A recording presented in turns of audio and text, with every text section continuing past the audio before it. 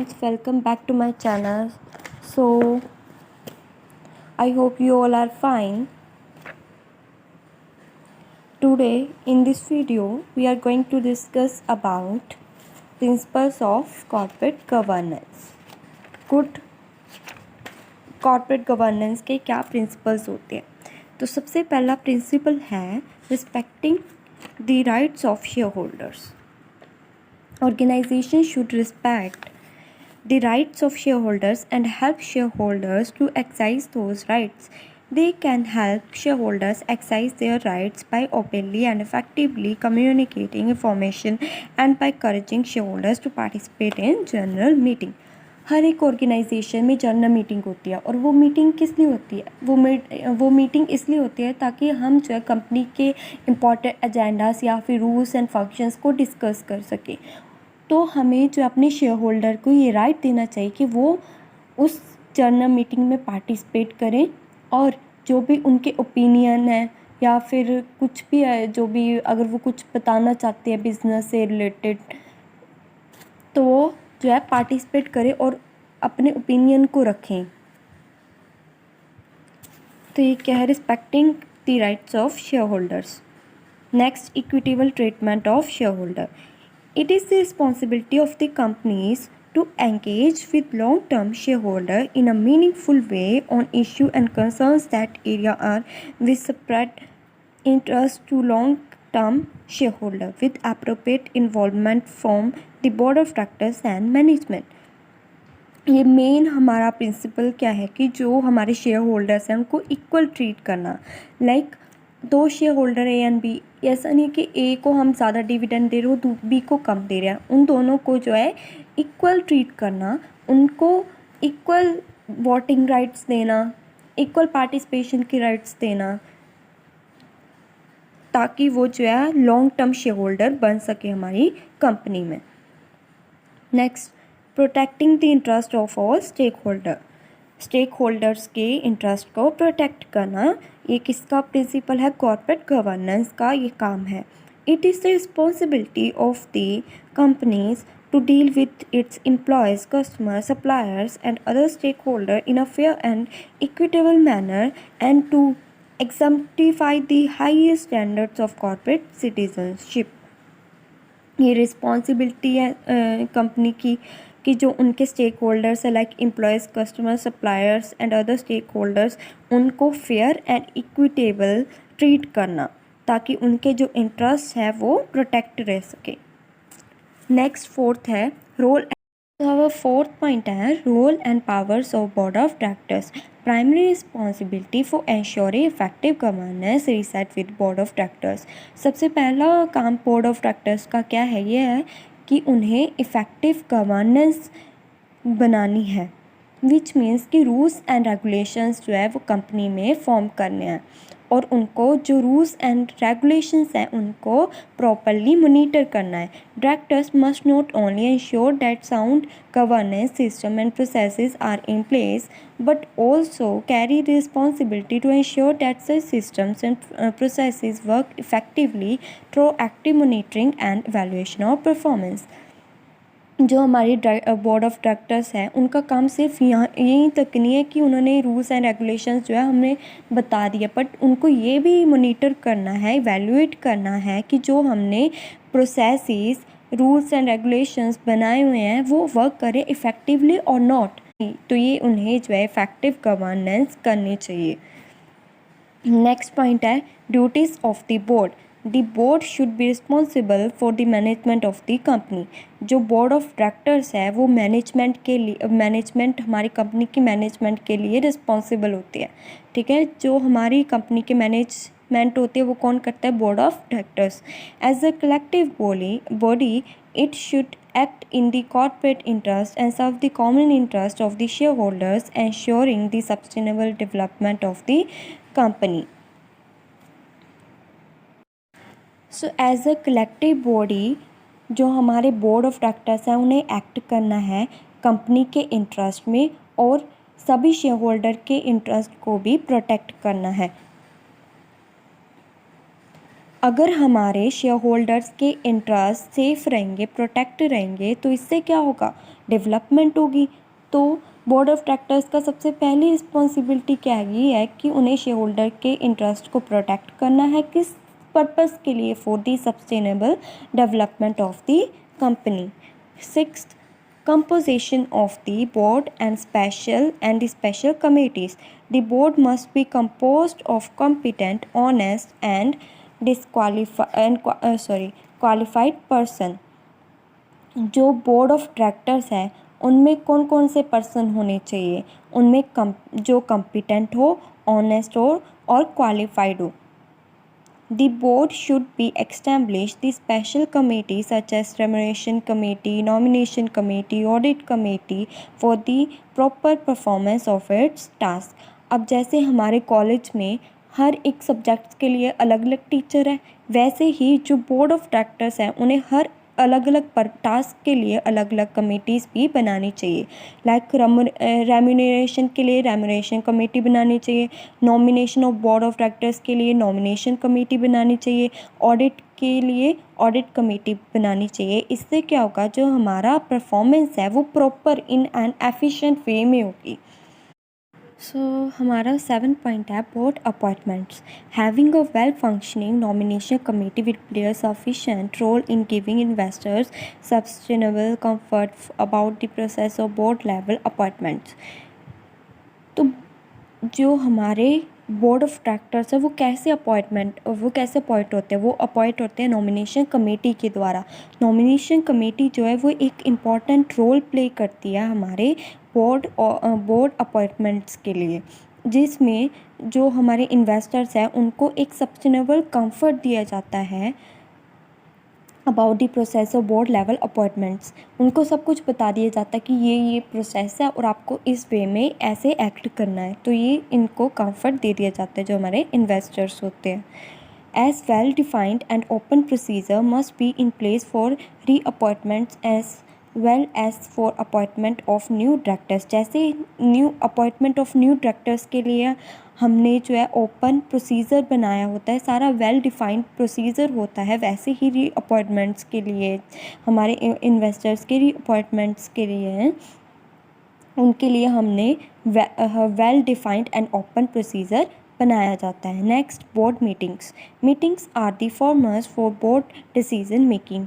हम मीटिंग्स किस लिए करते हैं? हम मीटिंग्स इसलिए करते हैं ताकि हम जो भी अपने कंपनी से रिलेटेड, ऑर्गेनाइजेशन से रिलेटेड हमने डिसीजंस लेने हैं वो हम मिलके जो है सब कुछ डिस्कस कर सके। These meetings enable directors to discharge their responsibilities. The effectiveness of board meetings is dependent on careful planned agendas and providing relevant papers and material to directors sufficiently prior to board meeting. जब board meeting होती है उससे पहले जो हमारे directors हैं उनको properly information देना, पेपर्स देने, मटेरियल्स देने कि जो हमारी बोर्ड ऑफ मीटिंग्स है, इनविटेशन देना, like it's kind of invitation कि उनको इनविटेशन देना कि जो हमारी बोर्ड ऑफ मीटिंग है वो इस पर्टिकुलर डेट पे और इस पर्टिकुलर टाइम पे है। ठीक है, तो उन्हें जो है पता चल जाता है उससे किस दिन मीटिंग है। और मीटिंग सक्सेसफुल कैसे होती है? सक्सेसफुल होती है केयरफुली प्लान्ड एजेंडा से। जब हम सब कुछ जो है सारे हमारे बोर्ड ऑफ डायरेक्टर्स या हमारे एम्प्लॉयज़ हैं उनके साथ डिस्कस करके केयरफुली। ठीक है, तो नेक्स्ट है ट्रांसपेरेंसी। ये सारे ट्रांसपेरेंसी, अकाउंटेबिलिटी, फेयरनेस, ये सारे हमने पिलर्स में डिस्कस किए थे प्रीवियस वीडियो में, तो आपको थोड़ा बहुत तो याद होगा। Transparency, it refers to the degree of clarity and openness with which decisions are made and is built on the free flow of information. Transparency में क्या है, हमारे जो एम्प्लॉयज़ हैं या फिर हमारे शेयर होल्डर्स, स्टेक होल्डर्स हैं, उन्हें हमें क्लैरिटी एंड ओपननेस देना इंफॉर्मेशन की। जो भी हम अपने ऑर्गेनाइजेशन से रिलेटेड रूल्स, रेगुलेशंस, फंक्शंस या हम कोई डिसीज़न लेते हैं उनके बारे में जो हमारे स्टेक होल्डर्स, शेयर होल्डर्स हैं, उन्हें एक कंप्लीट इंफॉर्मेशन देना। और जो इंफॉर्मेशन देना वो एक ट्रू मैनर में देना। ये नहीं कि हमने उनको इंफॉर्मेशन दी वो हमने झूठ दी, तो ऑब्वियसली कंपनी अकाउंटेबल होगी अगर हम उन्हें झूठी इंफॉर्मेशन देंगे। Transparency achieved through the disclosure of information is an essential ingredient of the principles of corporate governance. तो ट्रांसपेरेंसी जो है वो एक मेन इंग्रेडिएंट है प्रिंसिपल्स ऑफ कॉर्पोरेट गवर्नेंस का। ट्रांसपेरेंसी मतलब सब कुछ उन्हें जो है एज अ ट्रू डिस्क्लोजर करना इंफॉर्मेशन का, सब कुछ ट्रांसपेरेंट। ट्रांसपेरेंट मतलब सब कुछ जैसे क्लियर होता है ना, ट्रांसपेरेंट का मीनिंग क्या होता है, clear.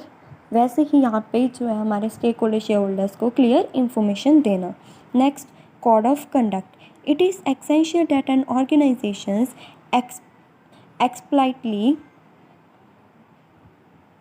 prescribed codes of conduct are communicated to all stakeholders and are clearly understood by them। ये एसेंशियल है ऑर्गेनाइजेशन के लिए कि जो हमारे स्टेक होल्डर्स या शेयर होल्डर्स हैं उनको जो है क्लियरली कम्युनिकेट करना जो हमारे कोड ऑफ कंडक्ट्स है। कोड ऑफ कंडक्ट क्या होता है कि क्या ऑर्गेनाइजेशन के लिए सही है और क्या ऑर्गेनाइजेशन के लिए गलत है। तो ये सारा उनको क्लियर वे में कम्युनिकेट करना। सो कोड ऑफ कंडक्ट हो गया। नेक्स्ट करेंगे हम accountability. It implies that decision makers in organisation are accountable to the public as well as institutional stake holders for what they say and do. जो हमारे organisation होते हैं वो किसके लिए अकाउंटेबल होते हैं, वो अकाउंटेबल होते हैं पब्लिक के लिए, जो हमारे इंस्टीट्यूशनल स्टेक होल्डर्स हैं उनके लिए, जो भी हम करते हैं, ठीक है। तो कौन अकाउंटेबल होते हैं, हम ऑर्गेनाइजेशन अकाउंटेबल होता है। सबसे पहले हम जानेंगे अकाउंटेबिलिटी क्या होता है। अकाउंटेबिलिटी होता है next, fairness. Fairness is defined as the degrees to which rules apply equally to everyone in society. Fairness का मतलब क्या होता है, फेयर मीन्स सब कुछ सबके लिए, सब कुछ जो है वो फेयर होना चाहिए, इक्वल होना चाहिए। तो जो भी हमारे ऑर्गेनाइजेशन में रूल्स रेगुलेशंस या कुछ भी हमारे सिस्टम्स होते हैं वो सारे सभी एम्प्लॉय स्टेक होल्डर्स या फिर हमारे शेयर होल्डर्स हैं उन सबके लिए इक्वल होने चाहिए। Thus within an organization all men and women should have equal opportunities to improve or maintain their well-being। जो हमारे मैन है, विमेन है, उन सबके लिए इक्वल रूल्स एंड रेगुलेशंस होने चाहिए जिससे जो है मेंटेन हो सके हमारा जो ऑर्गेनाइजेशन है वो प्रॉपरली इम्प्रूव और मेंटेन हो सके। Next, conflicts of interest. The director should take decision in the best interest of the company. अब कंपनी में बहुत सारे हमारे employ stake holders share holders होते हैं, ठीक है। तो जो हमारे बोर्ड ऑफ डायरेक्टर्स हैं उनको कोई भी डिसीज़न लेना चाहिए तो वो उन जो हमारे शेयर होल्डर स्टेक होल्डर्स हैं उनके इंटरेस्ट को ध्यान में रख के ही कोई भी डिसीज़न लेना चाहिए। They should warn the board of possible conflict between their direct and indirect personal interests and those of the companies. They must refrain from taking part in deliberation or decision involving such a conflict। तो ये वही बताए हुए जो हमारे board of directors हैं उनको उनके जो हमारे शेयर होल्डर स्टेक होल्डर उनके पर्सनल इंटरेस्ट को ध्यान में रख के, कंपनी के पर्सनल इंटरेस्ट को ध्यान में रख के जो है कोई भी डिसीज़न लेना चाहिए।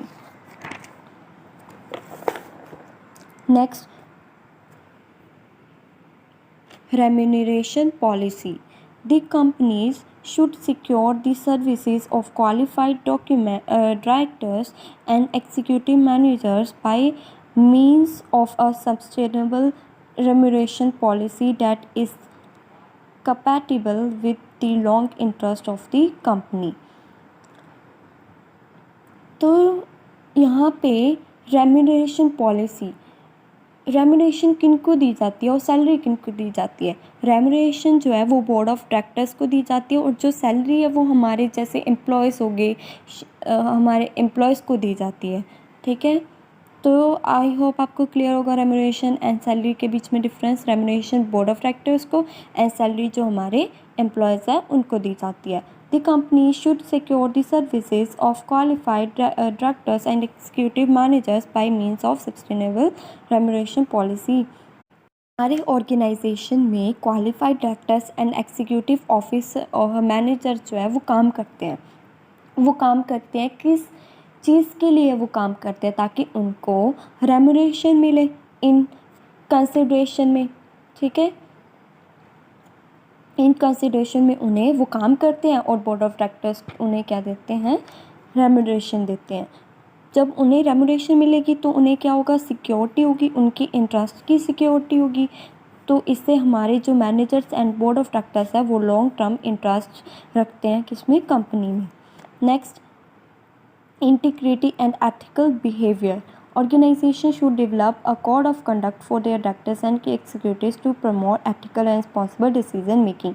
अब कोड ऑफ कंडक्ट क्या होता है? कोड ऑफ कंडक्ट होता है कि हमारे ऑर्गेनाइजेशन में ये एक सेट ऑफ रूल्स होते हैं, रूल्स एंड रेगुलेशंस होते हैं कि हमारे ऑर्गेनाइजेशन के लिए क्या सही है क्या गलत है, ठीक है।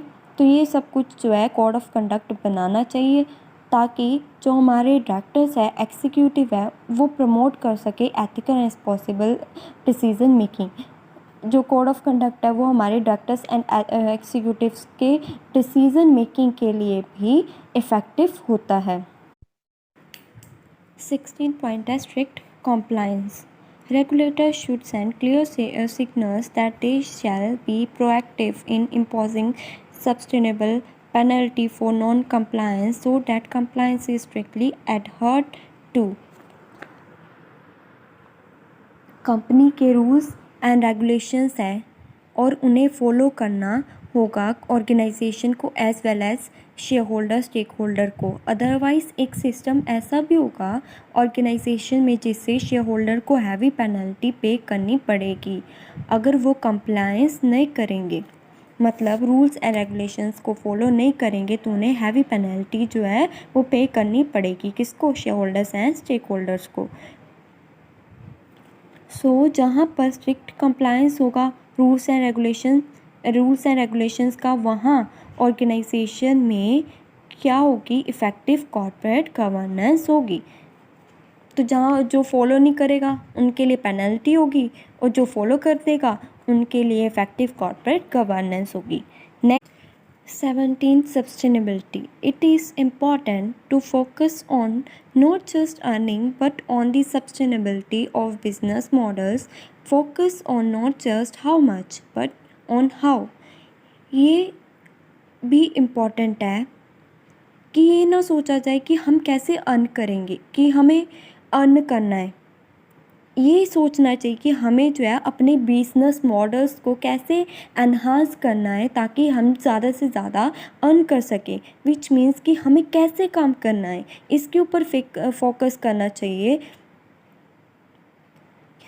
कि हमें कैसे करना है, ना कि हाउ मच। हाउ के ऊपर जो है फोकस करना चाहिए, ना कि हाउ मच। कैसे करना है उसके ऊपर फोकस करना चाहिए। जब हम उसके ऊपर फोकस करेंगे तो हाउ मच के ऊपर जो है ऑब्वियसली फोकस हो जाएगा। Next, rating. Rating agencies need to develop criteria that focus on substance rather than the form of governance. Company के लिए रेटिंग भी इम्पॉर्टेंट है, रेटिंग भी मैटर करती है कंपनी के लिए।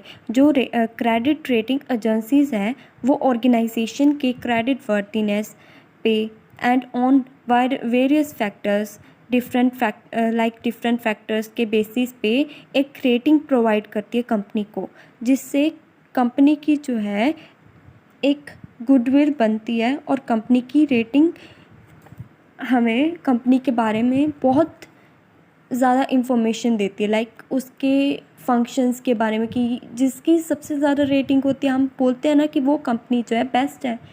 तो ये कौन डिसाइड करता है? क्रेडिट रेटिंग एजेंसीज डिसाइड करते हैं। तो आज हमने प्रिंसिपल्स किए, आई होप आपको समझ आए होंगे। So please like share and subscribe my channel. इससे मेरे को भी मोटिवेशन मिलती है ताकि मैं आपके लिए और वीडियोस बना सकूं। Thank you for watching. Bye bye.